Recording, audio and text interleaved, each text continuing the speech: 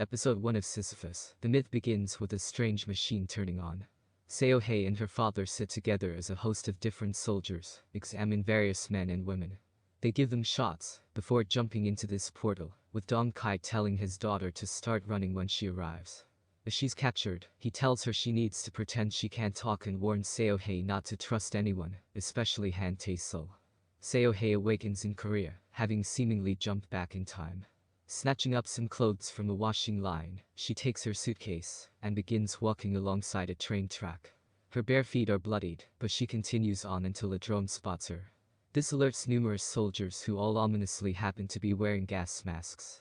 Armed with guns, they begin hunting her down. Eventually they close in on her, as Seohei does her best to try and survive. We then cut back to a busy plane up in the air as we're introduced to genius engineer Tae-sul. The same Tae-sul we've been told not to trust. He's an expert engineer, and even features on the front of Forbes with Quantum in Time. After putting a passenger in his place, Tae-sul prepares for an uneventful flight. Unfortunately, this is completely shattered when something smashes into the cockpit window and hits the engine. With the plane uncontrollably hurtling to the ground, Tae-sul scrambles up to the cockpit. Using tape, he patches up the hole in the glass and tries to control the plane before it crashes to the ground. Only, the power leaves the control panel. Working out they have 3.5 minutes, Tae-sul tries to stop the plane from crashing, while simultaneously on the phone to board members from Quantum in Time.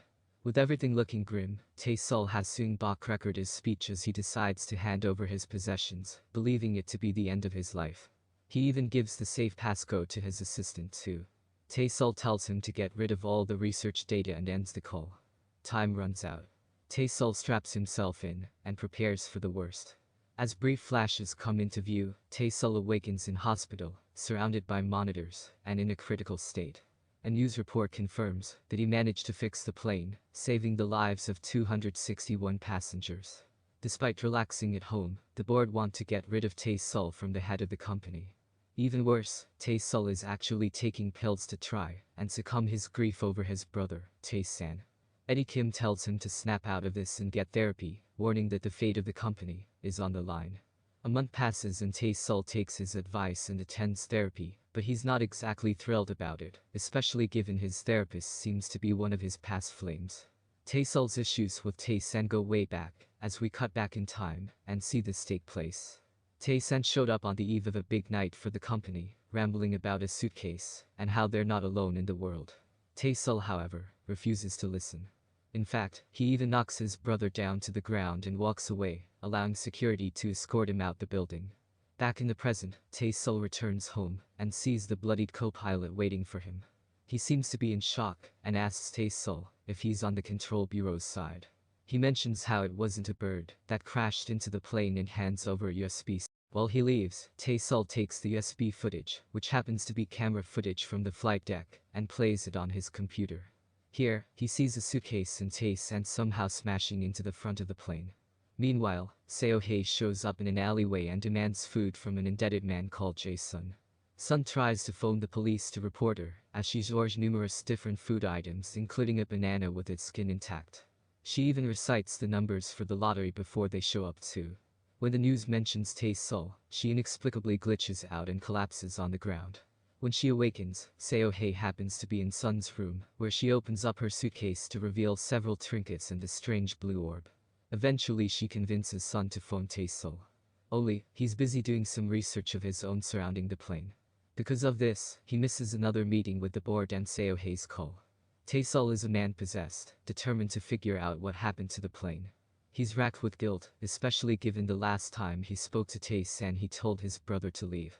These memories haunt him, sending Tae-sul into a trembling fit of grief when he finds out Tae-san died.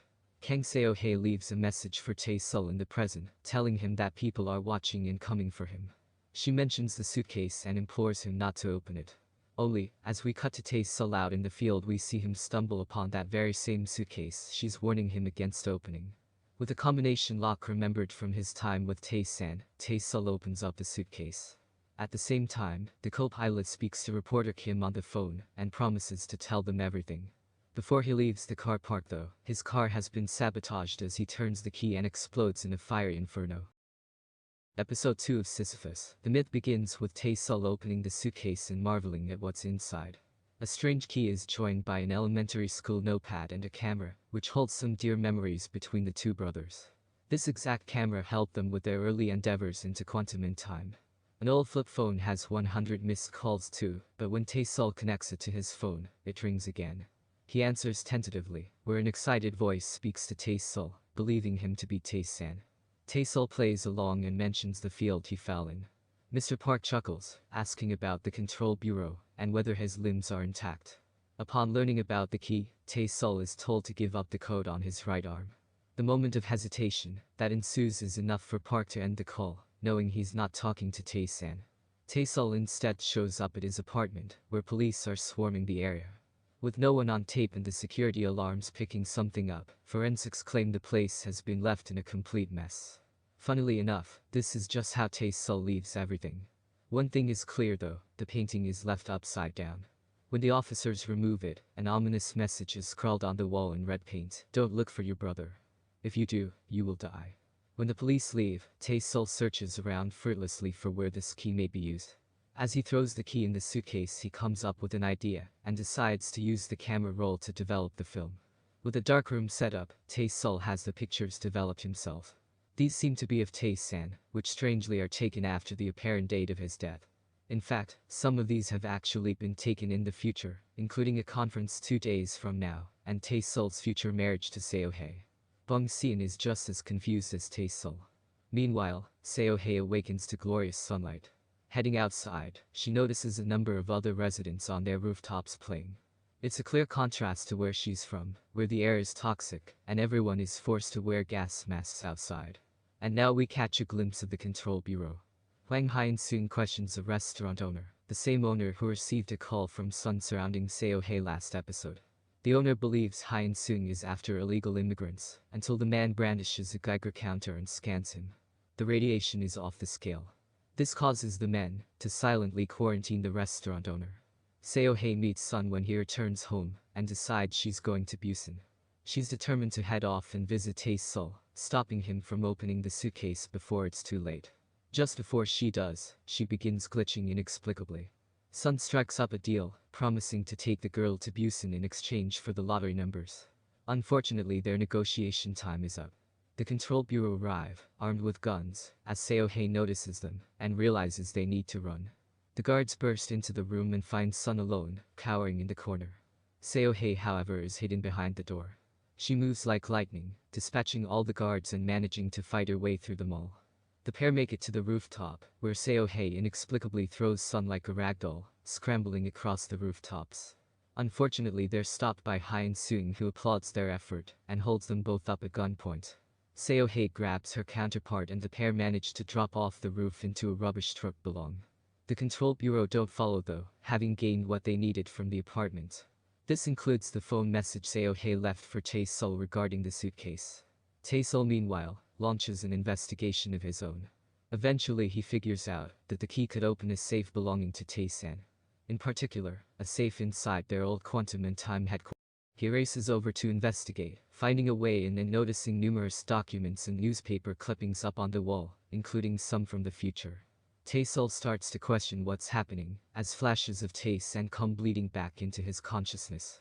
He asks the strange vision of Tae-san why he's pretended to be dead, but he doesn't give an answer. When his phone rings again, it's Mr. Park and he claims to have moved the safe. He encourages Tae-sul to meet up, claiming Tae-san is his business partner and that his brother is still alive. As something extra, Park tells Tae-sul to look outside, where the control bureau have arrived en masse to his location. This, of course, is the same group that the co-pilot mentioned last episode. Now Tae-sul is paying attention. CEO Park, quite unceremoniously, tells him he needs to run. Using his brilliance, Tae-sul creates a makeshift bomb for the guards, using random items lying around the lab. When the guards open the door, Tae-sul hides round the corner as a fireball spews out the front door. Tae-sul survives and after scrambling out the window, charges up to see Bong-seon. Only, he's been knocked unconscious thanks to Hyun-soon. With a taser in hand, Tae-sul has no choice but to join these men. Riding along with Hyun-soon, he's taken to the immigration bureau where numerous people are kept in cells. Unfortunately, one of those cells is now occupied by Tae-sul himself. With no phone signal, he's forced into talking to Hyun Soong, who sits opposite him and starts asking him questions. Apparently he's from Team 7, but before they continue, he does a radiation test. It comes up negative, prompting him to show a picture of Seo-hae. Tae-sol claims not to know her, despite his connection with the wedding photo, as the guards ask for his cooperation. That cooperation comes from divulging the location of the suitcase. Still, Tae-sol refuses to talk until Hyun Soong threatens to sabotage his company. He even brings up Tae-san too. He warns Tae-sol to watch his back as they're keeping an eye on him. The sound of a gunshot sends both Bong-seon and Tae-sol awakening with a start back in the latter's apartment. Tae-sol hurriedly grabs the suitcase and checks everything inside. While they both get a train to Busan, Sun buys 2 cheaper tickets to a different station. That's half the price for him and Seo-hae. Only, Seo-hae is not in a good state and tries to hide a wound across her stomach. However, it's clearly bothering her as blood seeps through her shirt. While Sun is gone, Seo-hae marks off the correct lottery numbers for him and takes off with the train tickets. She happens to be on an adjacent station to Tae-sol is also about to get on his train. They both catch a glimpse of one another before Seo-hae gets on her train. Sun eventually realizes that he's missed Sun as he stands on the station in despair. Episode 3 of Sisyphus. The myth begins with Seo-hae arriving in Busan. Specifically, she arrives at the Quantum and Time exhibit that's upcoming. Only, things take a seriously peculiar turn when a strange man, if you can call him that, materializes in random parts of the building. A poor security guard is blindsided by this featureless man, who takes their outfit and prepares to blend in with the others. Back upstairs, Eddie Kim and Seo-jin prepare for the big speech. Tae-sol is tellingly not there for this as a knock at the door announces they're due to begin in 3 minutes. Unfortunately, this rogue officer continues to do the rounds, knocking out many other security guards and locking the door behind him. With a sniper at the ready, he prepares to kill Eddie. Only, the picture he has doesn't match and he hesitates. His real target is Tae-sol. Speak of the devil, Tae-sol himself shows up and takes the stage to rapturous applause. The sniper prepares to fire as Tae-sol encourages Eddie to leave the stage and promises he's not going to die today. Seo-hae shows up and barges straight through security, not bothering to stop and racing for the main stage. As she does, Tae-sol presents his sugar cube and claims that this is the future. Firing up his machine, he places the sugar cube inside. Cameras flash across the theater in strobed anticipation as Tae-sol holds out a cup and watches as this cube dematerializes and appears above his cup of tea. With all of this filmed, the crowd are stunned by this experiment and applaud again. Tae-sol looks up and notices a figure sitting in attendance that looks strangely like Tae-san. Tae-sol smashes his cup on the floor and immediately scrambles to take his pills. As he does, he calls out for Tae-san and notices him turn around. Seo-hae shows and immediately calls for Tae-sol to get down as everything erupts into anarchy. The gunshot causes everyone to panic and charge outside as a second hits Bong-seon, dropping the bodyguard to the floor. Numerous more shots ring out as Seo-hae does her best to stave off the threat. Throwing a smoke grenade onto the stage, she buys some time as this assassin rushes onto stage himself. Police scramble to the scene as Seo-hae takes Tae-sol, and they rush off together. The assassin follows the spatters of blood from Tae-sol's cut and catches up. He has a pretty bad shot to be honest, missing them both despite being on a straight piece of pathway. Anyway, Seo-hae manages to knock out the assassin, as police rush to the scene. Seo-hae tells them not to follow as they head up a darkened stairwell and onto a roof. They slide all the way down onto a ledge, which somehow doesn't break either of their backs, and continue on. Unfortunately, the pair run out of rooftop and look stuck. That's no problem for Seo-hae though, who hurriedly launches a cable and rappels all the way down to the ground with Tae-sol. The CEO falls on the way though and winds up knocked out. He's still alive but despite bleeding, hurriedly asks Seo-hae exactly who she is.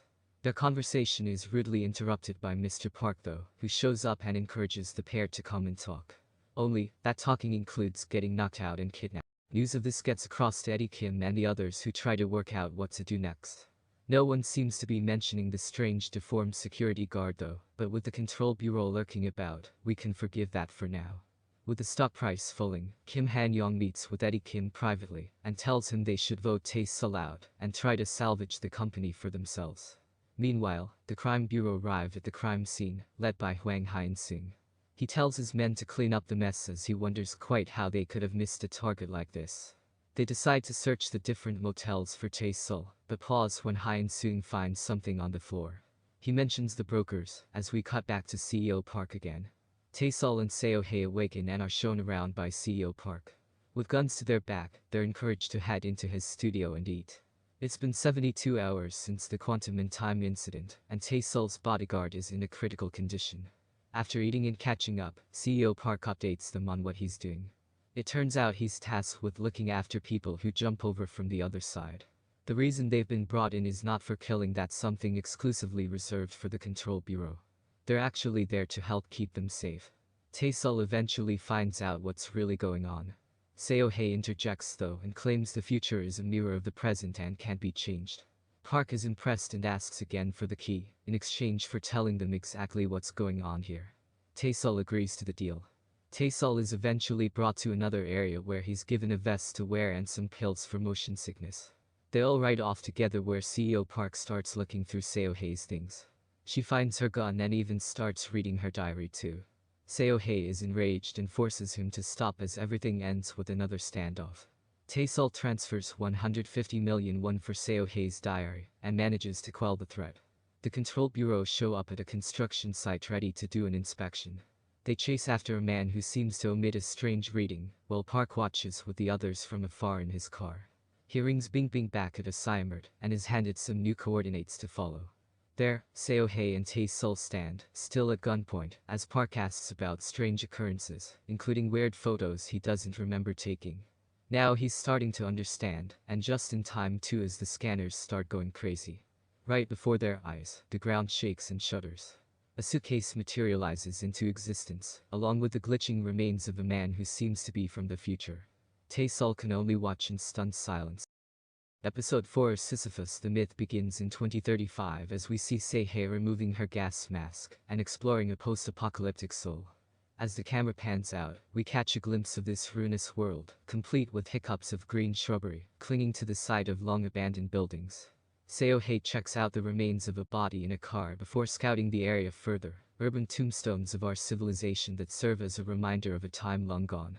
It turns out she's looking for batteries, and after exploring Seo-hye's radio crackles to life as she receives instruction to head out and meet at exit 2. She evades two guards on the way who arrive on the scene. She watches them leave in their mud-spattered jeep, checking the sign on the front of the shop that encourages uploaders to contact. This then brings us back to the present as Tae-sol and the others watch as the time traveler materializes on the ground. CEO Park mentions how there's only 10% chance of surviving, with a lower rate of 5% for those who don't get caught by the Bureau. Despite taking the medicine, it's all too much for Tae-sol, who vomits on the floor. Tae-sol decides to head over and speak to the new arrival, intentionally not giving the key to Park for the time being. The gun is still held up to Seo-hye's head. Tae-sol learns that the suitcase holds this person's belongings, including some money. They certainly can't arrive empty-handed, but have to be careful not to get confused in this time period. The Control Bureau catch a ping on Tae-sol's phone and prepare to mobilize as Tae-sol makes his move. He injects his captor with a syringe, while Seo-hye takes her opportunity to turn the tables and escape from CEO Park and his subordinate. With the Control Bureau closing in, Park is forced to leave empty-handed. The traveler grabs Tae-sol and asks for his help, claiming to know where Tae-sen is. Without much of a choice, he grabs the man and begins taking him outside. A cat-and-mouse chase ensues, as the Control Bureau do their best to capture Tae-sol before he escapes. Seo-hye does her best to buy them some time, fighting off swathes of Control Bureau guards as they show up. Things look bleak for her, as she struggles to get the upper hand. Tae-sol takes control of the car though and takes off, leaving Seo-hye captured for the time being. Well, this doesn't last long as Tae-sol manages to save Seo-hye from her ordeal, causing a big car crash, but dragging her away to his car and safety. Meanwhile, we cut across to see Officer Ha-young-gai with his associate out on patrol. After a touching moment involving Ha-young-gai and his mother, they're called to the scene of a disturbance. They claim that a man appeared in his underwear and took off down the street. This, of course, matches the story surrounding Tae-sol and his time traveler. Ha-young-gai heads off on the hunt to find out what's happening. Only it's not actually Tae-sol, it's actually the assassin from last episode. He pleads for water, but this distraction is just what he needs to choke out Ha-young-gai. Suddenly, the Control Bureau arrive and take over, with numerous men in hazmat suits grabbing the assassin and bundling him down to the ground. Unfortunately, they also take Ha-young-gai with them too, given his exposure to this radiation. Back at the company, Eddie Kim is met by Hyun Soong, who shows up and questions him about Tae-sul. Specifically, when he spoke to him last. Eddie checks his phone, but it's completely empty, with no messages. As Hyun Soong leaves empty-handed, he tasks his subordinates with making sure they track Tae-sul's phone, and, in particular, his every move. As we soon find out, this man that Tae-sul has in his car happens to be Hyun Guy, the police officer from earlier on. He clutches a picture of his mother and asks to go and check there first before disclosing information about Tae-san. In the car, Tae-sul talks to Seo-hye about the picture he found of the pair married and admits she's not his type. Eventually the trio make it to Hyun Guy's house, where he finds the key where he usually leaves it, under a flower pot outside. He heads up and meets his mother, whose eyesight is pretty bad and can't clearly see anymore. Hyun Guy apologizes for his late arrival and heads in to cook for his mum. It's a really touching moment, one that allows him to finally get some quality time with her before she passes. At the office, Eddie Kim stamps a seal of approval to confirm that the company is going to change hands and no longer belong to Tae-sul. This promises to cause a lot of problems going forward for Quantum in time. In fact, that's not the only problem. Seo-hye admits that there are others after Tae-sul alongside the Control Bureau. Sigma are another company and want to find him, because he's the one who created the uploader originally. Seo-hye has been sent back to protect him, and vows to do her best to stop him from creating the machine no matter what. Of course, if that happens it would cause a time paradox and rewrite history, preventing everyone from the future arriving in the present, including Seo-hye. Hyun Guy arrives, and apologizes to the others for what's about to occur. It turns out Tae-sul is going to be killed by a sniper, and he has the exact date in place too. And just like that, they're interrupted by the Control Bureau breaking in, with a planned attack to try and take down Tae-sul and the others. However, our heroes have their number and fire off a smoke grenade to impair their vision. Gunshots blast through the apartment as the soldiers are taken out one by Seo-hye. Tae-sul soon uses his brilliance to turn Coke bottles into projectiles, launching them across the lounge to take out the soldiers. Unfortunately, Hyun Guy is shot and killed in the ensuing conflict. Just before he dies, he tells them that, whatever he does now he hopes they'll forgive him. Drawing his final breath, Tae-sul and Seo-hye manage to get away. The Control Bureau close in on Tae-sul and Seo-hye, tracking the registration plate for the car they're currently in. They use drones to fly overhead quickly, prompting the duo to engage in a high-octane car chase, twisting and turning down streets and trying to avoid gunfire. Well, they managed to do a pretty good job of it, despite 4 drones swarming around, and outsmart the Control Bureau by taking out each of the drones. As Tae-sul and Seo-hye continue on, they make it to a large bridge, but the Control Bureau have their number. They run out of road, and find themselves cornered. Both of them make a bold decision and plunge into the water below. Only, in doing so Seo-hye is shot and loses grip of Tae-sul. Both of them end up separated. As Seo-hye begins to sink, we hear an extract from her diary. A mysterious woman has written a letter to Seo-hye, telling her that by the time she reads this, she will be dead. She needs to take the uploader to the past and save Tae-sul. If he lives, the war can be stopped. As she floats down, Tae-sul tries to reach her in time before she drowns. Episode 5 of Sisyphus. The myth begins with Tae-sul dragging the unconscious Seo-hye to shore and helping to resuscitate her. Thankfully it works, and after sputtering water, Tae-sul brings her to the office with the intention of patching up her shoulder. Seo-jin shows up and immediately confronts him, asking exactly what he's doing. Eventually she agrees to help, as they both examine the nasty gunshot wound across Seo-hye's shoulder. After patching her up, Tae-sul spills the truth about the traveler and what's happening. Seo-jin however tells him he needs help, and preferably to be hospitalized too. Ironically, she tells him that he's beginning to sound like his brother. When she leaves, promising to phone the police in the morning, if they're not gone, Tae-sul deliberates over whether to read from Seo-hye's diary or not. Eventually he decides against it, as Seo-hye begins moaning her mother's name in her delirious state. In the morning, Tae-sul greets a recovering Seo-hye, and gives her a whole stack of food. As she eats, she mentions that there's a war that starts thanks to North Korea. A bomb will be dropped on Wolsong, and in retaliation a nuke will be dropped right in the heart of Seoul. As Tae-sul questions further, an alarm goes off prompting our genius creator to leave in a hurry. After taking money out in ATM, Tae-sul believes it's in their best interests to separate and go their separate ways for now. After all, with numerous organizations and people after them, Tae-sul wants her to head off and live a different life. Seo-hei brings up her diary, and how the entries pertain to saving him, but Tae-sul is having none of it. In fact, he tells her to leave and head back to where she came from. Seo-hei throws the money in the bin, given money is used for Tinder in the future, and walks away. Meanwhile, Wang Hien-seung checks the monitors as an enraged Ying Hien-kai screams to be let out of his cell. Etched on the floor is strange writing reading the end is near. Will, Hien-kai is let go and shown the various different cells they're keeping people in. It's pretty horrific, but Hien-seung doesn't seem too fazed. He talks about the uninvited among them, and encourages Hien-kai to join their ranks. Unfortunately, he also breaks the news that his mother has passed away. Hien-kai is set loose for the time being, to rejoin the police force. It's a brief segment, and one that sees him immediately back with the control bureau again in the next scene. Wait, that was quick. What happened? Did no one question where he disappeared to? Anyway, back to the story. The death of Hien-kai's mother and Hien-seung's twisted motivations are enough for him to seek retribution against Seo-hei and bring her back. In fact, this includes a shoot-to-kill policy for any illegal entrants too.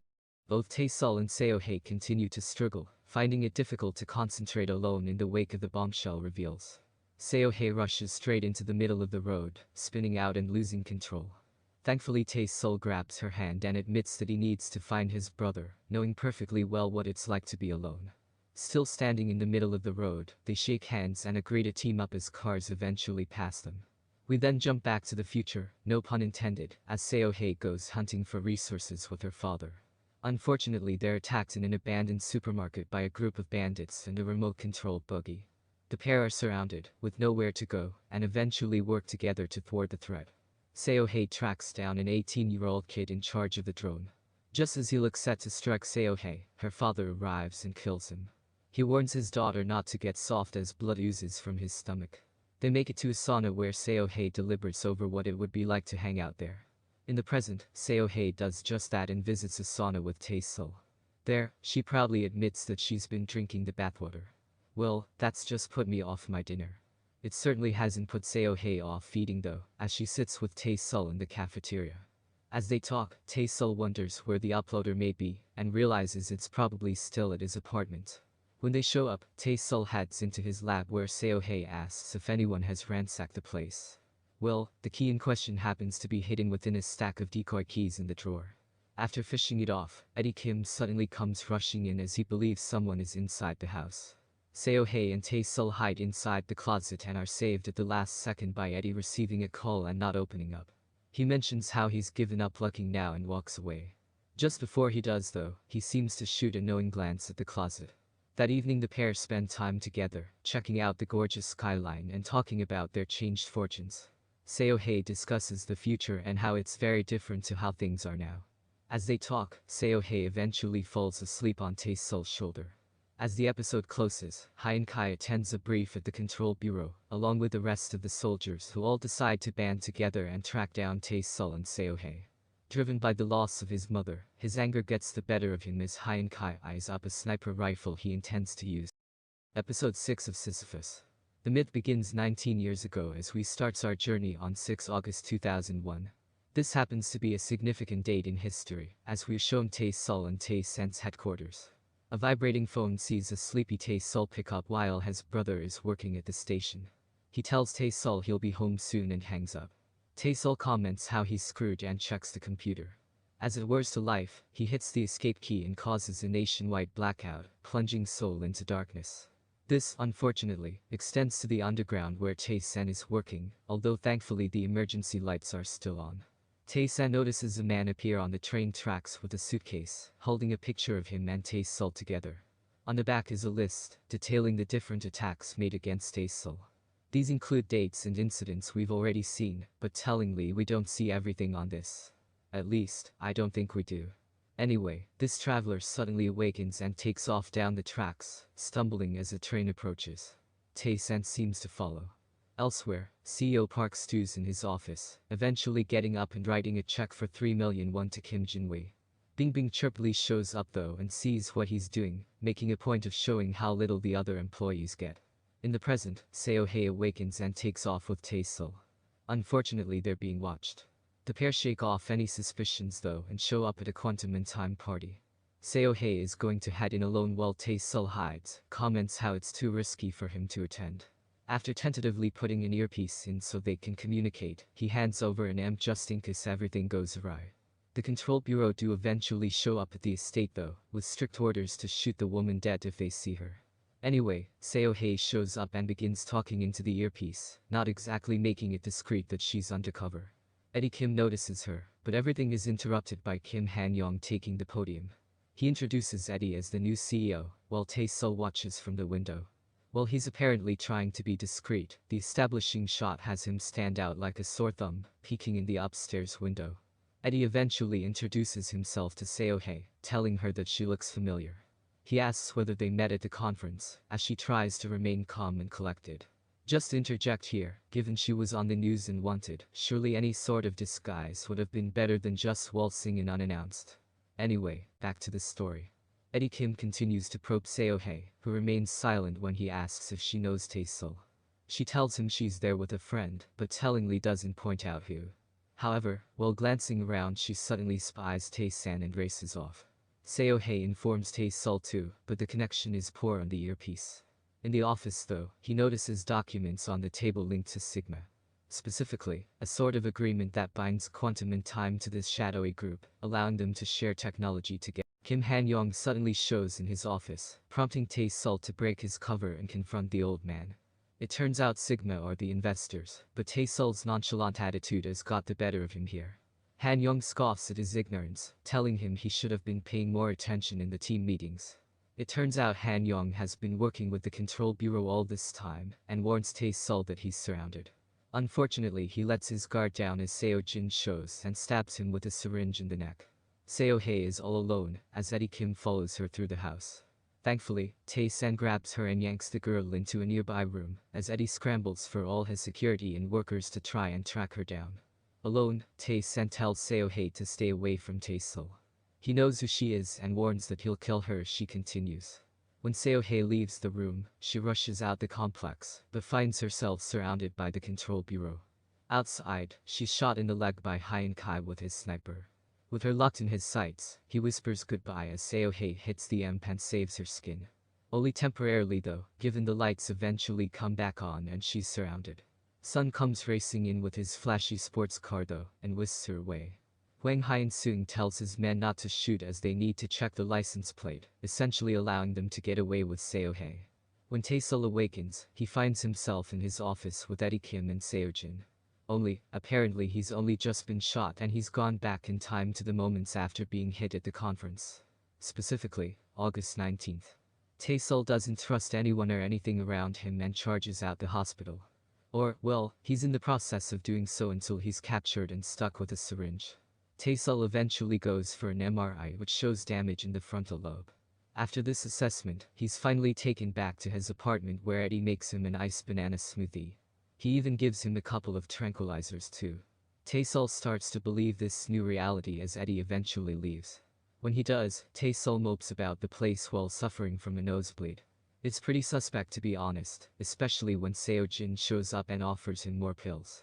Unfortunately those pills aren't there to help him as we find out that all of this is actually an elaborate ploy to have Tae-sul believe that it's actually August 19th. The group are after the key, and as we jump back we see all of this set up to make Tae-sul believe he's in the past. Eventually Tae-sul sees the truth and awakens to find Seo-jin standing over him, asking again about the key. However, alongside that is the M charge and a picture of him and Seo-hye, with the words "I don't want to get married" either scrawled on the back. Tae-sul hits the M charge and scrambles out his apartment. Seo-jin refuses to call the authorities and uses her own private guards to try and track him down. She implores Eddie to continue following orders when he questions her, as Tae-sul scrambles away to safety. Thankfully Seo-hye has his back and as he rings through to her, she encourages him to get down, while she takes out the various guards. With a sniper rifle in hand, she eventually stands face to face with him. Only, a shadowy figure happens to be watching on the monitors, while Tae-san is kept captive. Episode 7 of Sisyphus. The myth begins with Seo-hye awakening, and finding herself in a bright dress. Her wound is healed up, and she's at Sun's place. It turns out Tae-sul is all over the news too, although he's hooded and hiding his face. When Seo-hye heads out into the living room, she notices a whole family setup, and it reminds her of the past. She's haunted by the memories, especially given her mother seems to have sacrificed herself to keep her and her father alive. As she sits outside after and contemplates what to do, Sun sits with her and fills us in on what he's been up to. He won the lottery with the numbers she gave, getting to the machine just in time before the numbers were called. Despite winning, it didn't quite feel right to leave things unresolved, so he camped out at Tae-Sol's house. This fills us in on the events that evening, as Sun ended up getting involved when he sensed something was up. This cuts us back to the here and now, as Sun and Seo-hye discuss what to do next. Seo-hye wants to go it alone, but Sun refuses to listen, deciding he's going to help her, no matter what she says. Well, when Sun leaves, Seo-hye rings her mother, remembering her phone number from the past. She decides against saying anything though. If she did that would be a paradox, especially if it changes anything. Speaking of which, Seo-hye immediately warns Sun, telling him to flee the country given war is going to break out on October 31st. Seo-hye eventually shows up at Park's office, holding Bingbing hostage, while demanding answers from CEO Park.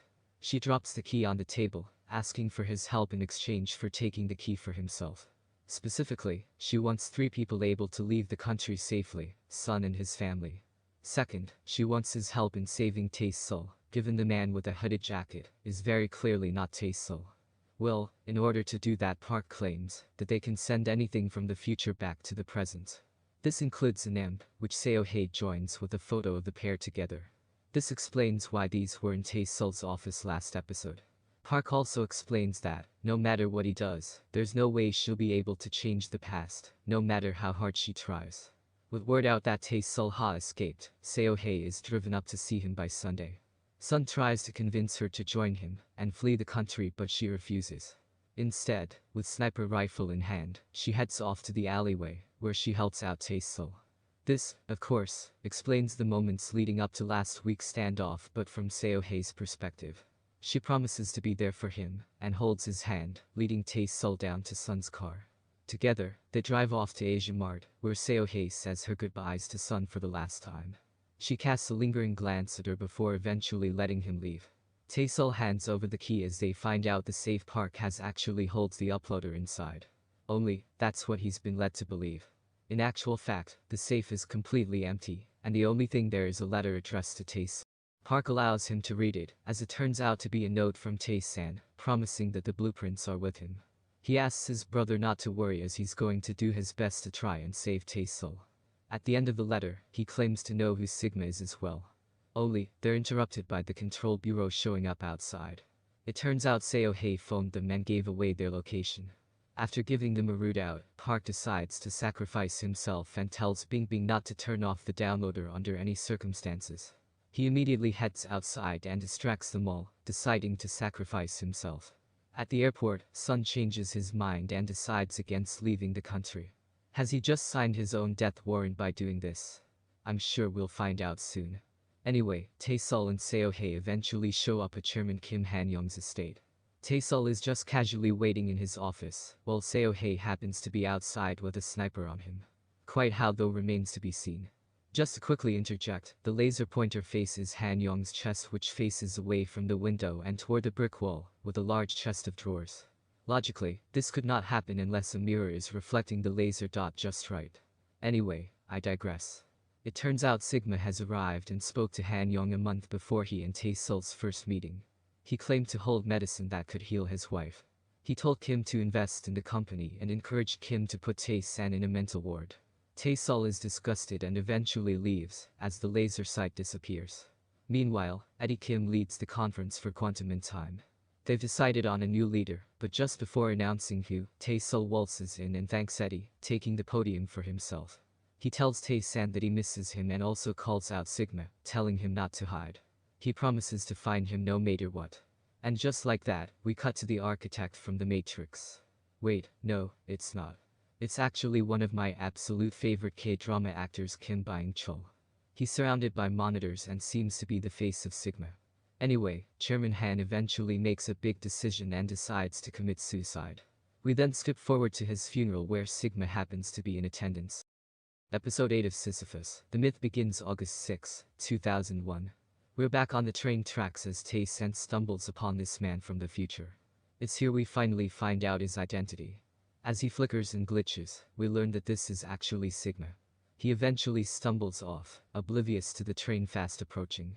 Half naked and carrying a rock, he knocks out a man in the street and takes his clothes. Carrying along his suitcase, and with no control bureau in sight, Sigma takes an inn, paying cash in exchange for 3 days there. Inside his suitcase happens to be numerous different vials and a folder with numerous different bets and stock results from 2001 to 2010. He marks off the 6th August and begins cycling through news, including horse racing results, to build up stacks of cash. Next, Sigma turns to stocks, deciding to invest in profitable companies to build up his wealth. He arrives at the bank and decides to open an account. That account includes investments for Fomact and Husang Ant. He drops off stacks of cash, but his investor, Dong Hyen, worries that he's going to be investigated soon if he keeps up this rate of growth. A month passes and 9/11 hits. Korea is in shock as Sigma continues to grow his investment. With a massive apartment and Dong Hyen by his side, Sigma tasks the man with finding an investor called Han Young.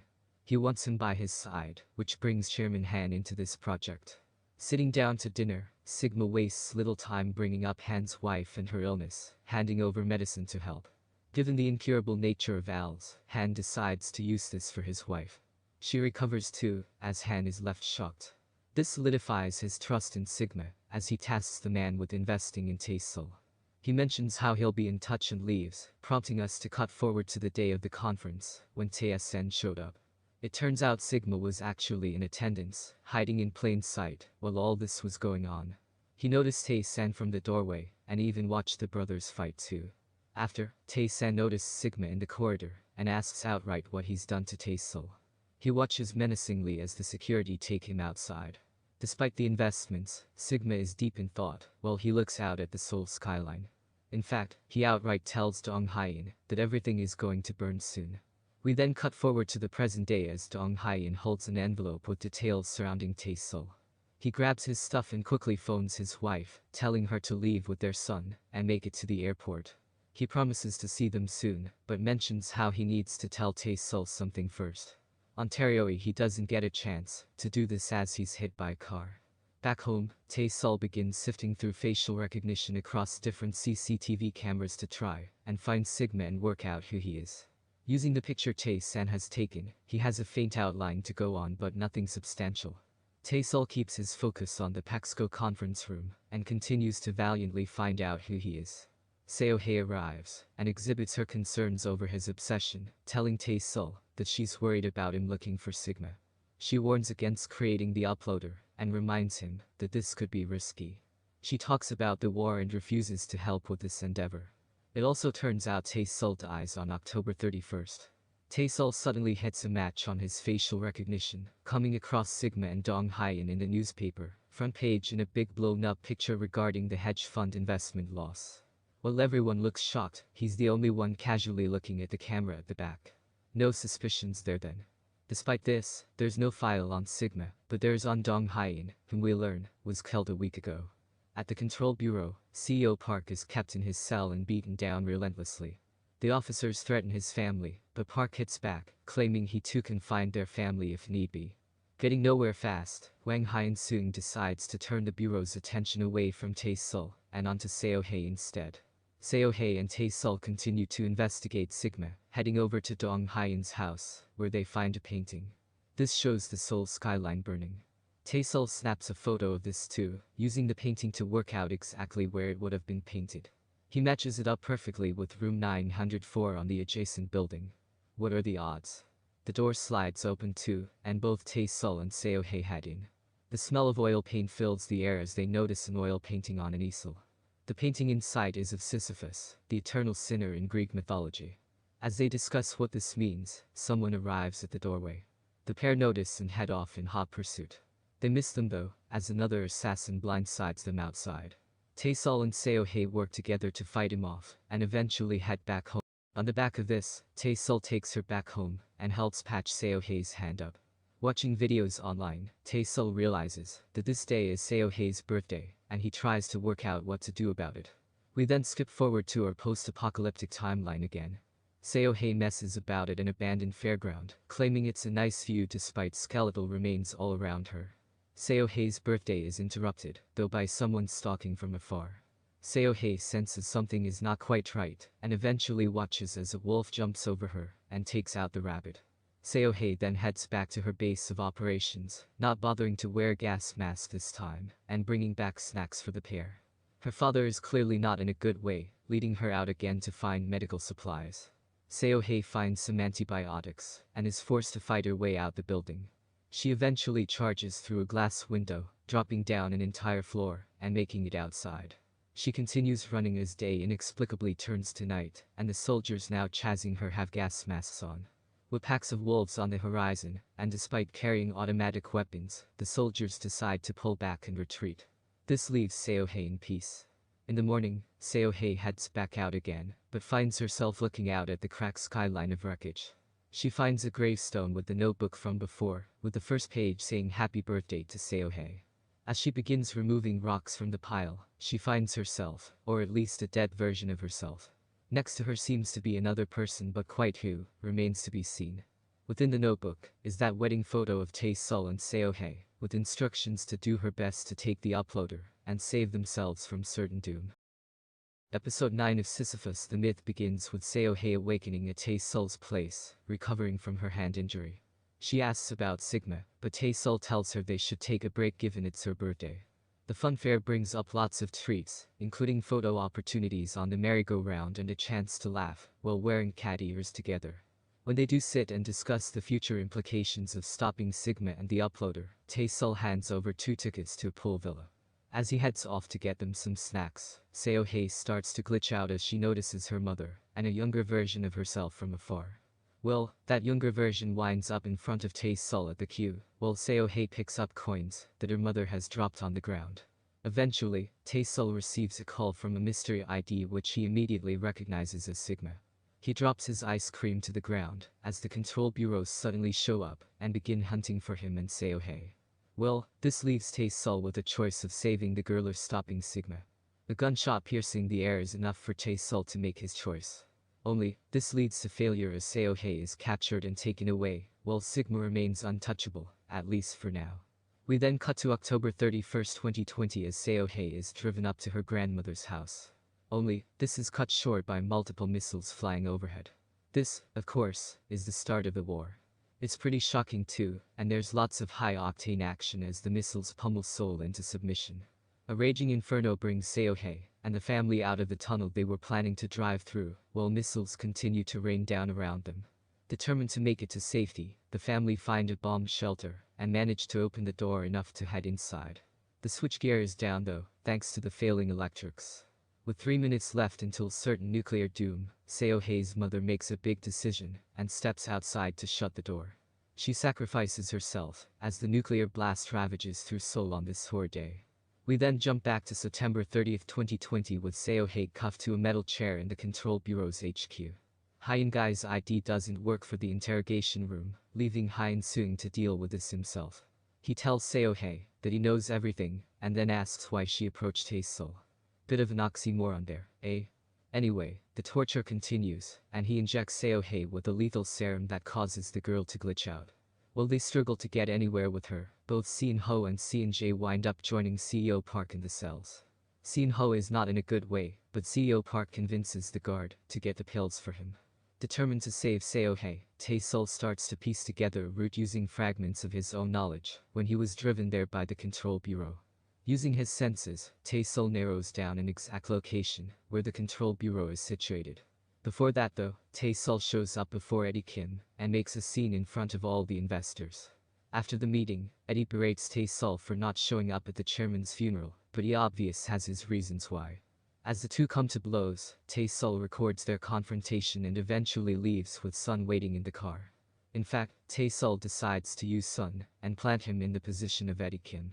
I'm not quite sure how they get away with this given they don't look anything alike, but Tae-sul guides Sun into heading down to the basement while visiting the hospital. There, Sun finds a retinal scanner on the door, which he passes thanks to Tae-sul drawing up contact lenses that are identical to Eddie's retina. Sun manages to find his way into the Control Bureau HQ2, which as it turns out is directly under the hospital. Hyun-gai manages to break into the interrogation room with Seo-hei and threatens to make her disappear. He holds the serum up and threatens to inject her. As he stabs the girl in the leg with it, Hyein Guy watches as she starts to glitch out. Pointing a gun at her head, he prepares to fire. Only, just before he does, Sun manages to get access to the mainframe and sets off the fire. Episode 10 of Sisyphus. The myth begins with Dong Gai heading to the police station, learning more about the Control Bureau. He begins investigating, eventually heading back home. Only, he's not alone. In the elevator, he finds himself confronted by a masked man who tries to take him out. Dong Gai fights him off though and knocks him down. This man happens to work for the Control Bureau, and more specifically is a member of Team 7. It turns out they're after Seo Hei and came to his house to do just that. We then cut back to the Control Bureau. As expected, the water causes all guns to stop working, and even opens some of the cell doors too. Seo Hei fights her way out of the cuffs and handcuffs Hyein Guy to the chair instead. As she heads into the hallway though, she begins glitching out as a result of the syringe hit last time. Tae-sul waltzes into the Control Bureau HQ, wait, has he got a retinal scanner too? And shocks all the guards and prisoners lying unconscious on the floor with a live wire. Tae-sul eventually manages to find Seo Hei and collects her up, intending to get away. Seo Jin helps them into a cell and gives them her ID card. She knows that he paid for the chairman's funeral, and thanks him for not telling anyone. When they leave, Seo Jin rings through to someone and tells them the pair are heading for the back gate and to be ready. Unfortunately, this sees Tae-sul and Seo Hei captured by all the other guards. CEO Park shows up though and rallies the prisoners with guns pointed at them. As the rest of the cells open too, the Control Bureau guards shoot with accuracy that would make a stormtrooper blush. Eventually they're swarmed and taken out. Anyway, CEO Park and his men successfully thwart the threat and corner Tae-sul and Seo Hei together. As he does, Tae-sul pleads with them, suggesting they leave and head back to the Asia Mart. He eventually agrees but warns him on the way out the doors. With the whole gang together, Tae-sul and the others head away from the hospital while chaos erupts outside. Just before Hyein Guy shoots them from the balcony overlooking everything, Dong Gai suddenly shows and takes out Hyein Guy. As the group stare in shock, they take off while Seo Hei remains okay and not glitching too much for now. The group make it back to Asia Mart where Sun is operated on. The bullet is removed and the surgeon heads off. Only, just before he does, he tells Tae-sul that there's no cure for Seo Hei's condition. Tae-sul immediately confronts Park and demands to know how to help Seo Hei, switching off all the computers through his technical brilliance. Eventually Park succumbs and admits that she'll vanish in a few days. The only way to save Seo Hei is through a shadowy figure called Kim Agnes. Only, even if he can bring Seo Hei back, there's no guarantee that she's be the same. And yep, you guessed it, it could also affect her memories. Looks like our amnesia trope is back on the menu. Well, with the possibility of a cure on the cards, Park keeps Sun as a hostage to make sure Tae-sul keeps up his side of the bargain. Tae-sul is given 24 hours to sort this too, and if he doesn't then Sun, Tae-sul and Seo Hei will all be killed. Meanwhile, Hyein Guy awakens to find Dong Gai waiting for him. He asks about the Control Bureau and Level 7, but it's no good, he remains silent. This eventually prompts Dong Gai to hurry out and head back home. There, he warns his wife that they need to leave. Only, Tae-sul shows up and sits them both down, warning them both about the threats to come. He mentions how Seo Hei has been sent back to the present and shows them the necklace. Specifically both versions and how the original data and its copy can't exist at the same time. As one touches the other, it fades away. Well, on the back of this Tae-sul brings Dong Gai in to see Seo Hei, and reveals everything about the nuclear war and what's to come. As we skip forward to the year 2035, we see Seo Hei and her father together. Seo Hei wants to go back in time, but Dong Gai warns her not to, including the damning truth that he's seen her die. On the back of this, Seo Hei heads out alone with her things packed, deciding to make a difference any way she can. In the present, Park and Tae-sul arrive at a children's home full of illegal entrants. This happens to be where the director is, but she drops a cage on Tae-sul like a cartoon character. Anyway, as this woman steps forward it's revealed to be Seo Jin. It turns out she was on the advanced team too. Only, just as she tells him it's not her fault, Sigma shows and reveals his true identity to Episode 11 of Sisyphus begins with the long-awaited showdown between Sigma and Tae-sul. Buckle up guys, this one's going to be good. Sigma marches up to Tae-sul, a big grin on his face, as CEO Park is brought in too. Sister Agnes sees him arrive and immediately frowns, telling Park he's ruined everything. The prisoners switch places, with CEO Park thrown inside the cage, while Tae-sul sits opposite Sigma. Apparently he didn't know Tae-sul would be there, and instead is there to see Sister Agnes. It turns out Agnes despises illegal entrance. The attention soon turns back to Tae-sul, and, more specifically, the uploader. Sigma admits he can't lie, and wants Tae-sul to finish coding the program. Tae-sul refuses to do so, though as Sigma scoffs. He reminds the scientist that it's only the Korean peninsula that falls during the war, not the entire world. Sigma even rationales this catastrophe, claiming lots of people want to die. To prove his point, Sigma hands over a gun to Tae-sul and asks him to shoot. He refuses to do so though, hands shaking, as he realizes he's unable to pull the trigger and do this. Sigma is disappointed, especially as he sees this choice as Tae-sul allowing the world to be destroyed in exchange for saving a girl.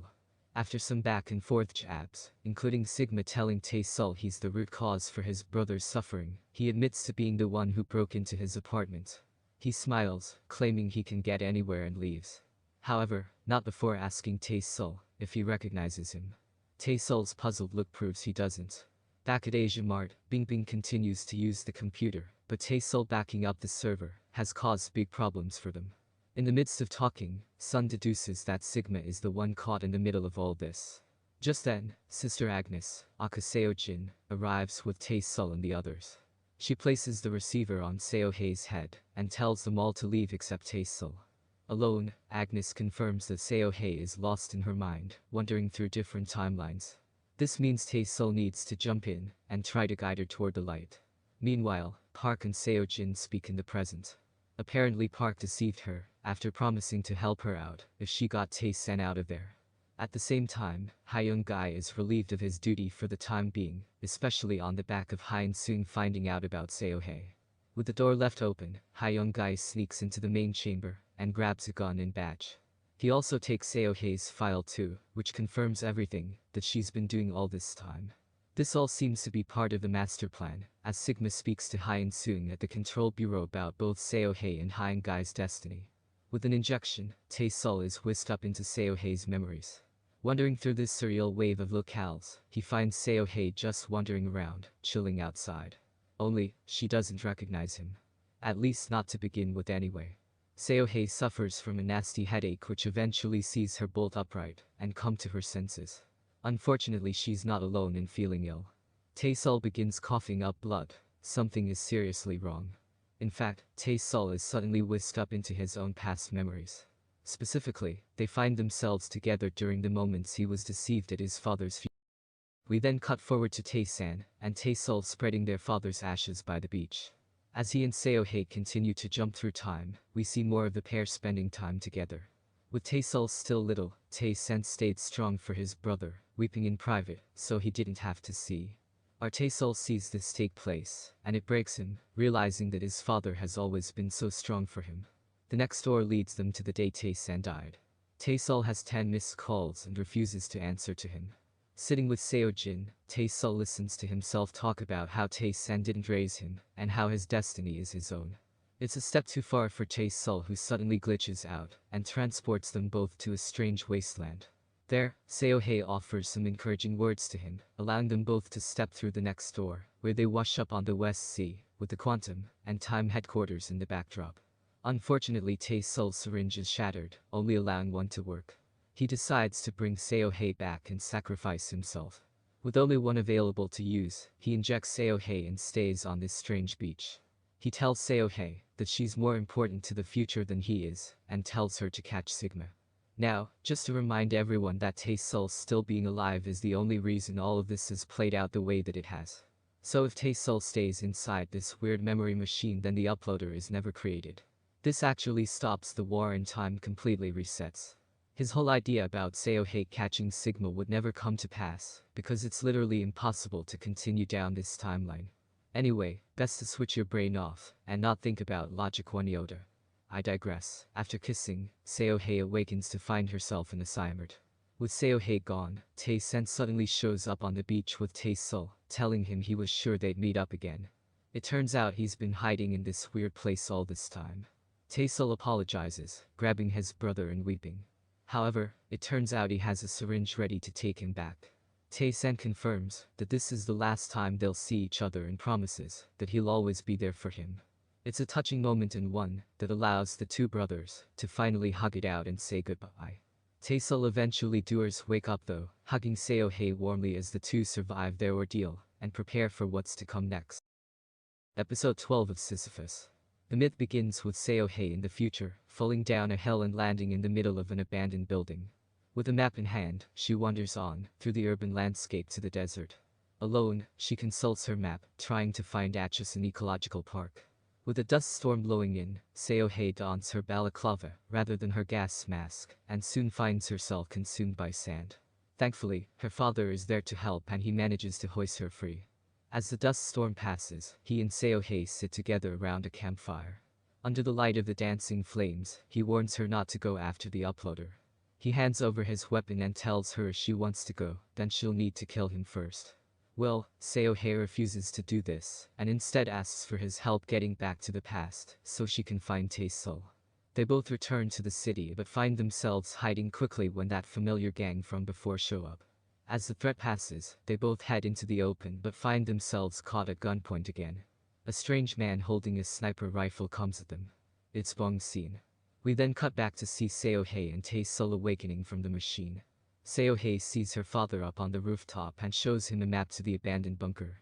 According to Seo-hae, no one can leave the country around the time of the missiles because the Control Bureau were controlling the borders.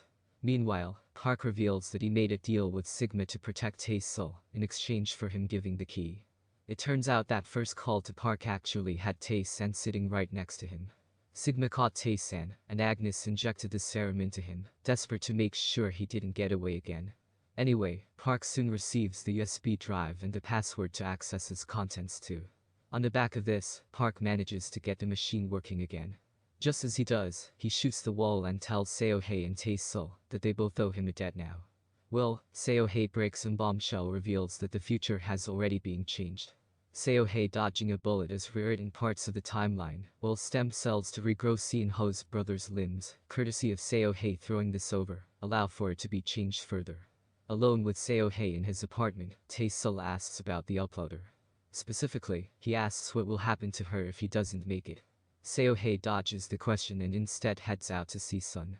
He mentions the uploader, and how simple it will be to take out the one responsible, Tae-sul, but Seo-hae is conflicted thanks to her growing feelings for him.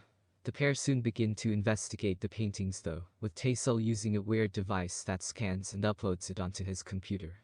Well, they soon learn that this painting mirrors one Tae-sul has actually seen before. Specifically, this mirrors one from Nanjeong Elementary School, where a child called Wonju seemed to have the gift of foresight. This is the place where everything started. When he shows up, flashbacks reveal Tae-sul growing close to this child, who saves him from being bullied. After a fire breaks out, Tae-sul told him to leave him alone. A nasty grin crosses his face though, promising Tae-sul he's going to kill everyone. It turns out a girl is being kept hidden in the closet by a teacher, who sends a picture of Tae-sul and Seo-hae straight across to the Control Bureau. After, she begins fighting against Seo-hae, who easily dispatches her. Realizing this was a trap all along, the pair find themselves off on the run again. Only, this time Sigma happens to be waiting for them out in the playground. This hints that Sigma is actually Wonju from the past. Episode 13 of Sisyphus begins with Sigma enticing Tae-sul and Seo-hae to leave the school and join him. Now it becomes clear that he was Wonju from the past. Tae-sul answers the phone and antagonizes him. Eventually though Sigma decides to head in alone, with snipers covering his back while he does. As the Control Bureau begin firing through the windows, Tae-sul and Seo-hae scramble away, moving bookshelves in front of a door to prevent Sigma from getting in. All of the Control Bureau soldiers head in and surround the room too. Trapped inside, Seo-hae and Tae-sul realize the soldiers seem to be waiting for something. Well, due to future events not being able to be changed, even though we've seen they already have been thanks to Tae-sul and Seo-hae's assignment antics last episode, they decide to bide their time and wait. In fact, Tae-sul scribbles their names on the wall in the hope that this rewrites time in some way. Midway through talking, gunshots sound outside as the Control Bureau are attacked by an unknown sniper. This man takes out all of the armed guards single-handedly, driving up in Tae-sul's car. It's Bong Seon, dressed in his post-apocalyptic gear.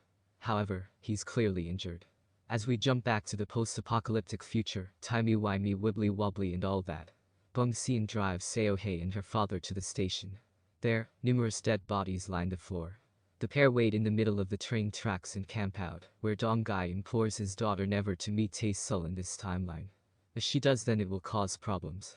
They're both interrupted by armed thugs chasing them through the tunnel though, as they make it to Atchison on the other side. Together, Seo-hei and her father fight through the armed guards. It's a pretty cool fight in truth, as the camera swings around and shows Seo-hei fighting through these different guards in a slick series of well-choreographed takes. Seo-hei eventually makes a big decision and decides against killing the bandits, bemoaning this cursed war they're wrapped up in. Together, they make it to a weird oasis where numerous rich people are living the high life. Among them is Sigma, who happens to be painting in a private room. Seo-hei and Dong Gai eventually flee as armed guards arrive. Back in the present, Bong Xian begins glitching out, eventually leaving Tae-sul after thanking him and handing over a metal tin. Meanwhile, at Quantum in Time, Eddie Kim tries to work on the uploader, but unfortunately everything fizzles out and fails to work. Eddie is irate, especially as Tae-sul managed to create all these schematics when he was 15 with just a pencil. He's haunted by Tae-sul's ghost too, who antagonizes him from afar. This eventually sees Eddie run away. Eddie heads back and speaks to Seo-jin, bemoaning his experiences working and desperately wanting to beat Tae-sul no matter what. Meanwhile, police question Seo Gil-bok at the station, who happens to be Sigma. The officer in charge warns that there could be a jail sentence for him if he continues to post comments about Tae-sul online. On the back of this, Gil-bok writes a message apologizing and claiming he's always been jealous of Tae-sul. As he heads home, the letter of apology winds up falling across the ground. On the back of this, Gil-bok decided to end his own life. Tying a noose around his neck in his art studio, he begins sobbing. However, he then receives a call confirming that one of his paintings has been sold. This is enough for Gil-bok to prevent killing himself. Tae-sul happens to be the very person who bought this painting from him, in an ironic twist of fate. Just after, he receives a visit from Seo-hei and Tae-sul, who call him one Jew and hold the man up at gunpoint. Throwing him down, the pair contemplate whether to kill Sigma or not. Now, if they do, then this changes the timeline. Thanks to Seo-hei's weird visions, she's unable to follow through with this. Eddie Kim is brought to the hospital and shown down to the control bureau. He's pretty surprised to be there, which is ironic given his face and identity actually have clearance to head in. If you'll remember, Sun adopted his identity and head in. Anyway, inside is the Prime Minister along with various other officials from the Blue House, who happen to be gathered together to celebrate. Among them is Sigma, who sits at the most important seat of the table. Sigma and the others meet Eddie for the first time. They know he's making the uploader and give him a big round of applause. After, they load up the footage from the art studio and see the scene playing out with Sigma in the past. Apparently Sigma is well aware of what's happening in the studio, which seems to have led them to this exact moment. Just before firing, Sigma rings and catches Tae-sul off guard. Sigma mentions Tae-sul's brother Tae-san, and tells him his body must be somewhere else in the present. It turns out Sigma actually has him captive and is taking care of him right now. In order to see Tae-san again, Tae-sul will need to say goodbye to Seo-hei. Meanwhile at Assignment, a black suitcase is sent back through time. Inside though happens to be a strange item. Quite what this is though, remains to be seen. Still, CEO Park and Bingbing head off together, eventually arriving at the art gallery and showing what's inside this package: a gun, a severed hand and a photo of Seo-hei and her father. All of this happens to be part of Sigma's master plan, as he watches this transpire gleefully. He fingers a scar across his shoulder as we see Seo-hei fire the gun. Episode 14 of Sisyphus. The myth begins with the gunshot piercing Sigma's shoulder as he bolts from the apartment block and hurries away. Sigma is eventually picked up by a car and rushes out of view, as Seo-hei watches him leave. When he does, Sigma, from the future, rings Tae-sul and thanks him for helping time continue on like it always has. Tae-sul eventually loses control, throwing the phone on the ground. When he does, he notices the room was bugged all along. This obviously explains why Sigma was able to see what was happening. Back at the control bureau, Eddie talks to Sigma about the uploader, convincing Eddie to keep making the contraption. Sigma tells him that the uploader saves many people in the future, and what Tae-sul is saying is complete fiction. Well, Eddie eventually does agree, and sets out to try and find Tae-sul's code, in order to make the machine work. Eddie heads back to see the scientists and engineers, telling them they need to increase the capacity and handing snacks over to keep them all appeased. Meanwhile, Seo-hei mopes around and cries, thinking back to her father's words in the future timeline. Eventually she dropped Call's son, who races out with his car to try and find her. He's not the only one though, as Tae-sul examines the metal tin Bong Seon gave him. His words about this being a last resort pave way for some strange white powder inside. When Tae-sul holds it in his fingers, he begins to see visions for the future. Eventually he starts glitching out, experiencing more flashes of Seo-hei being shot. As he stands back, Tae-sul realizes that he's now remembering a lot more of what's happened. This brings him to the bunker, where Seo-hei happens to be, reminiscing on moments from her past. In fact, she holds Tae-sul up at gunpoint until he encourages her to look around. He's not only fixed the bunker door, but he's also stocked the place up with a lot of food, meaning they don't really need to leave. Seo-hei hugs Tae-sul from behind, as he awkwardly holds her hands. With the fate of the world hanging in the balance, they decide to keep the lights on and lie in bed together. After, Tae-sul questions what happens if they lose. Tae-sul starts glitching out again, a side effect from changing the future, as he traps Seo-hei inside the bunker and heads off, determined to save the world. Ironically though, the way to save the world would have been to kill Sigma when he had the chance. With Sigma in the driving seat, the Control Bureau rally together and track down Tae-sul. Only, when they find him, they realize he's not with Seo-hei. Sigma is interrupted, though when Tae-sul rings and tells the boss that he's going to be calling the shots from now on. The Control Bureau finds Sun while he's at the restaurant. They demand he go with them, threatening to bring his family back to Korea if he doesn't. Without much of a choice, Park tags along. There, Sigma invites Sun in and encourages him to team up with them. He hands over 2 plane tickets and reveals that he only needs Tae-sul, not Seo-hei. Sun though, is not ready to betray his friend. Park awakens at a Siamerd and is told by the doctor to rest up ready for the big war to come. Bingbing sees Park about to heed this advice and confronts him, asking outright whether he actually kills his older self in this timeline. Just before he answers, Tae-sul shows up and asks for a gun. He throws over a bag holding medicine and antibiotics inside, hoping this will help with the future timeline. With this crucial bag in their possession, Tae-sul prepares to head out with a handgun stashed in his back pocket. He arrives at Quantum in time, waltzing in the front door and telling the employees to head home. After, he races off to find Sigma, who antagonizes Tae-sul and encourages him to come and track the man. Episode 15 of Sisyphus. The myth begins with Tae-sul heading down to the basement to find Sigma. He monologues, bemoaning his luck and how fate seems to have favored Tae-sul rather than him. Determined not to die at Tae-sul's hands, the eve of the explosion saw Sigma ready to kill himself. Only, as he strung himself up with a noose, an explosion rocked the house and sent him crashing to the ground. As the nuclear war begins, ravaging Seoul, the explosion apparently didn't affect him or his house, because checks notes he sealed up the windows and hid under a table. With nuclear radiation unable to infiltrate the sealed glass, Sigma survived on scraps for several months. Eventually, he decided to step outside. There, he found the entire place a desolate wasteland, except his own house. This vision is different to that of Seo-hei's green world, showing a vast wasteland of nothingness before him. Then again, this could be a separate part of Seoul, so we'll let it slide for now. Tae-sul meanwhile, racks his brain to try and figure out who Sigma could have been hiding as all this time. Dressed as someone who can get around anywhere with ID, he realizes this could be a cleaner. Down in the cleaning staff room, he switches the lights on and observes the surroundings. The kettle whistles, eventually leading to the lights shutting off completely from the main breaker. This is, of course, Sigma's doing. Tae-sul begins searching down in the basement, firing his gun blindly and trying to find where Sigma is hiding. He tells Tae-sul to enjoy the darkness as he tries to figure out where Sigma is. Meanwhile, Eddie Kim successfully finishes creating the uploader, but only because of Tae-sul's intervention and help. Seo-jin tries to remind him of this, but he simply slaps her across the face. She hands over her ring, telling him outright that he'll never be able to beat Tae-sul, and walks away. Sun arrives at the shelter and communicates with Seo-hei through the intercom. She talks him into helping break her out. Just before she leaves, the Control Bureau catch wind that they found Seo-hei. Seo-hei, however, realizes something is up as Sun starts driving toward the airport.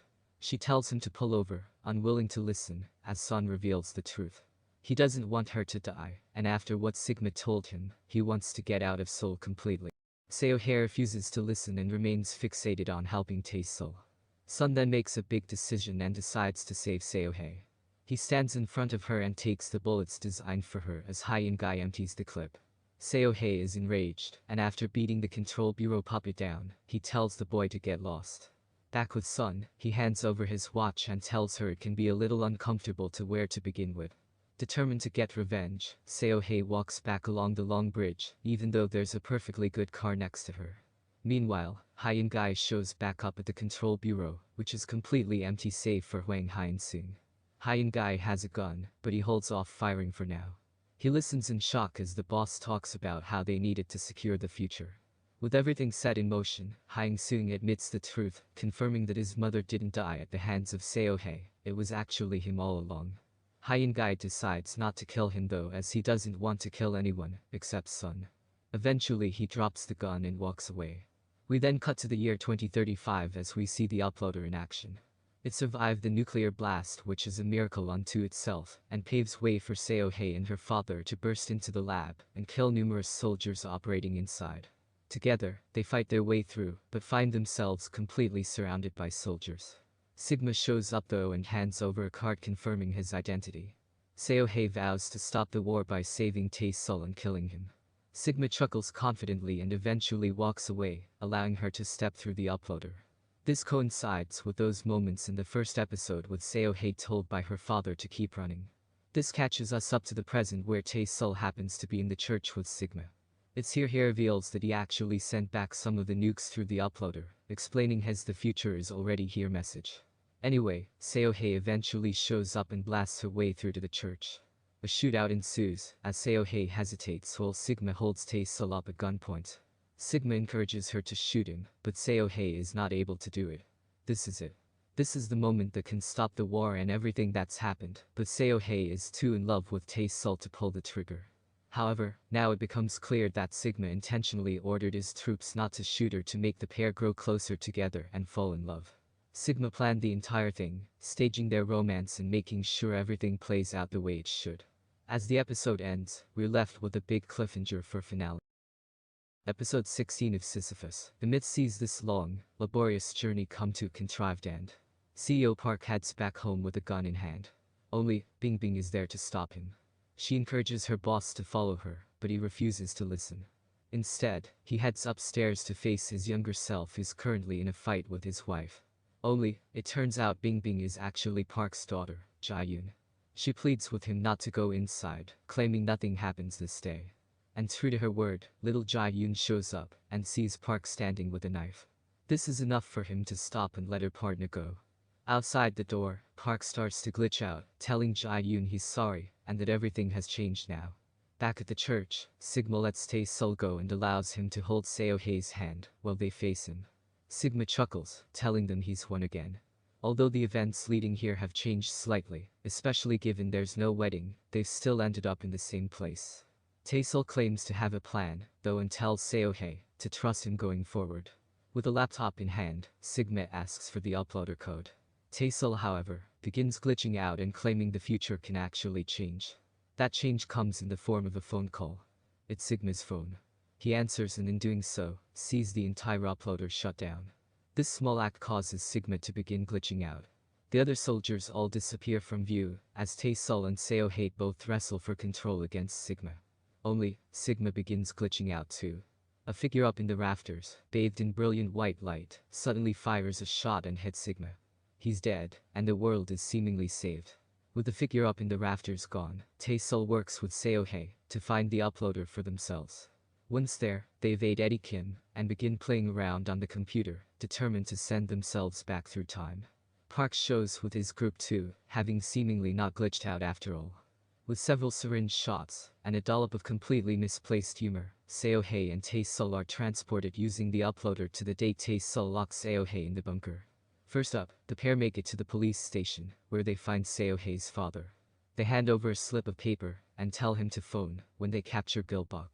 Next up, they visit Park, where it turns out the Tae-sul we saw there before is a different version, one that whispered to Park that his daughter is close by. Next up, Seohei and Tae-sul visit Sun, who's still very much alive. It turns out he was actually wearing a bulletproof vest all this time. Tae-sul found him earlier in the day and handed over the vest. He also told him to show up at a Siamert that night at 8 p.m. Well, this scene then plays out again within the church, this time with Tae-sul and Seo-hae standing up on the rafters. This time though, the scene changes thanks to an act of kindness, as Dong-gai doesn't force Sigma to run away, but instead prompts him to put a jacket on. The shots from the sniper come in from before, this time with Tae-sul and Seo-hae actually the ones up above. They watch this scene play out and effectively kill Sigma. Only, Seo-hae doesn't disappear. Instead, a figure comes bursting in through the front door and shoots Seo-hae in the stomach. It's Eddie. He drops off the laptop and demands Tae-sul make the uploader. Eddie has been blinded by jealousy all this time, deciding he wants everything that Tae-sul has. After everything they've been through, Tae-sul decides they should start over and takes up Eddie's offer to make the uploader for him. Midway through though, Seo-hae pleads with him to stop. Eventually Tae-sul hands over the laptop and holds Eddie up at gunpoint. Tae-sul realizes what he needs to do and tells Seo-hae to come and find him. He turns the gun on himself and fires, rewriting time and preventing any of this from happening. Tae-sul, dude, you could have done that 15 episodes ago and saved us the aggravation. Anyway, everything changes and the world is saved. No one bats an eyelid at these missiles disappearing in the sky, while Tae-san awakens and finds himself alone with glitching computer screens. Seo-hae eventually disappears too, while Eddie drops to his knees and sees all of this take place. Tae-sul eventually awakens to find himself on the plane ready for his meeting at Quantum in time. This is the same plane that crash landed earlier this season. This time though, it's flying fine. Seo-hae is with him as we leave this pair in presumed purgatory. Meanwhile, we cut to Sigma, who's now an artist, doing portraits out in the park for different patrons. When he heads home to his gallery, he checks through his diary and sees the numerous different notes about this future that's not come to pass. Putting glasses on, he looks in the mirror and at a Forbes magazine showing Tae-sul on the cover. Smirking, this series stumbles over the aggravation. Anyway, everything changes and the world is saved. No one bats an eyelid at these missiles disappearing in the sky, while Tae-san awakens and finds himself alone with glitching computer screens. Seo-hae eventually disappears too, while Eddie drops to his knees and sees all of this take place. Tae-sul eventually awakens to find himself on the plane ready for his meeting at Quantum in time. This is the same plane that crash landed earlier this season. This time though, it's flying fine. Seo-hae is with him as we leave this pair in presumed purgatory. Meanwhile, we cut to Sigma, who's now an artist, doing portraits out in the park for different patrons. When he heads home to his gallery, he checks through his diary and sees the numerous different notes about this future that's not come to pass. Putting glasses on, he looks in the mirror and at a Forbes magazine showing Tae-sul on the cover. Smirking, this series stumbles over the finish line. Sisyphus, the myth finally catches us up to the moments of the war as we are left with a hurried attempt at wrapping up all these loose ends by blaming poor aiming on Sigma's rule and pulling the strings all this time. Understanding that Sigma kept Tae-sul alive so he could make him fall in love with Seo-hae and build the uploader just seems like a bit of a convoluted way of doing things. After all, we've already seen that actually Eddie Kim has been building the uploader using Tae-sul's schematics and ideas, unless I've interpreted those scenes wrong. In which case, do let me know in the comments. But really, despite some nice ideas, the show has completely butchered its landing and execution. Nothing here makes any logical sense, especially when you break it down and examine each of the different characters' journeys up until this point. That's before even mentioning the whole plan, which has obviously gone awry. I wouldn't break it all down here of course, but those who have stuck with this show and read along with the recaps, thank you for doing so and bearing with me while I riff on this series. If you've enjoyed this one, I'm happy for you, but Sisyphus, the myth is a show full of contrivances and plot holes that are hard to ignore. Still, the finale is up next. Hopefully that will be an improvement. Any TV show or movie about time travel always has a tough time getting the ending right. From a simple grandfather paradox to an intricate web of nonlinear timelines, this minefield of writing fails are hard to navigate unscathed. There were a few that managed to step through to the other side, but for many they end up lying in a minefield of wasted potential. Sisyphus, the myth doesn't just blow itself up in this proverbial minefield, it runs full force into mine after mine, determined to blow as many as possible across its 16 episodes. Before we dive into that though, Sisyphus, the myth actually begins with a really solid premise and a fascinating, action-packed set of episodes to kick things off. Not only are these brilliantly shot, they also pave way for a fascinating story to follow. Unfortunately, what begins as a simple plot hole soon grows into an unavoidable black hole, consuming every inch of this show and sucking out any redeeming features Sisyphus may have had. At the center of all this carnage lies our main protagonist Taesul. A genius engineer, this man prepares for a breakthrough with his new technology, aptly named the Uploader. He's managed to move matter from one place to another, which promises to change the world forever. Unfortunately, that change also brings with it a nuclear war that ravages the East, with North and South Korea trading nuclear warheads to devastating effect. The result of which leaves Korea a ravaged nuclear wasteland with few survivors. In the year 2037, a young woman named Seo-hye is tasked with a mission: stop this nuclear apocalypse from ever taking place. Using the same technology that Tae-sul himself is developing in 2020, Seo-hye is told to track down this man and save the world before it's too late. What follows is a contrived journey that spends a good chunk of its time borrowing sci-fi concepts from other shows. Only, Sisyphus doesn't have the wherewithal or the writing pizzazz to pull it off. All of this is made worse by numerous contrivances and plot issues along the way, stemming from simple items like future-predicting diaries right the way through to big developments with the series' Big Bad and the Control Bureau. For those who watched Alice last year, the Control Bureau are essentially the same sort of overarching organization, spending their time tracking down illegals, people who have jumped from the future back to the present. It's a neat idea in theory, but one that's squandered with some poor editing, lots of drawn-out segments and absolutely zero chemistry between the lead actors. In fact, the big kiss between the two leads here is one of the worst seen in any Korean drama. It's that bad. To be fair to Sisyphus, the show has an absolutely stunning cast, full of big names from the world of K-entertainment. There's veteran actors from heavy-hitting shows like Sky Castle and Reply 1988, through to our two lead stars, Cho Seung-woo, Stranger, and Park Shin-hye, Memories of the Alhambra. The visuals here are great too, feeding into that whole idea of a post-apocalyptic future, with pockets of green clinging to the side of buildings. In fact, despite the mundanity accompanying some of these scenes, they're arguably the best of the series thanks to how pretty and picturesque everything looks.